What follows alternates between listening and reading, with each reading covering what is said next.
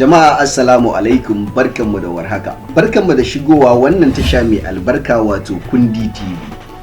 Wannan tasha mai albarka insha Allahu zai dinga shirya muku shiryayyun shiri ƙayatattu wanda za su dinga gamsar da ku gami da faɗakarwa da ilmantarwa insha Allahu. Daga cikin irin wannan shiri shine shirin da za mu fara gabatarwa wato ciwo da magani. Ciwo da magani shiri ne da ni Dr. Din Dan Tanko zan dinga gabatar muku insha Allahu a wannan tasha na YouTube mai albarka wato Kundi TV. Zan dinga ɗaukan cututtuka kala daban-daban, ina bayanin yadda suke faruwa a jiki da kuma magungunan da ya kamata a sha domin warkewa daga wa'annan cututtuka. Kana da ba da shawarwari a likitance wanda zai taimaka wurin kare kai daga kamuwa daga wannan cututtuka, sannan da yadda ma mutum zai kokarin bunƙasa kiwon lafiyarsa.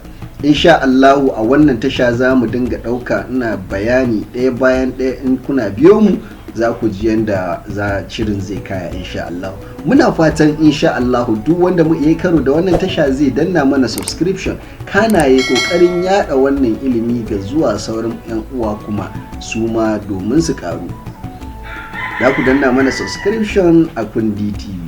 Annan akwai ƙararrawa, aka danna ƙararrawa za a ga duk shirin da muka ɗaura zai biyo baya. Za mu dinga yin shirin ne a cikin harshen Hausa da harshen Turanci.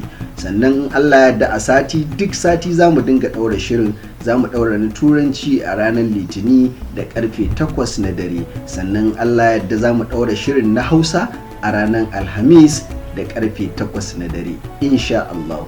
Assalamu alaikum wa rahmatullahi ta'ala wa barakatu, da fatan za a ci gaba da biyo. Assalamu alaikum.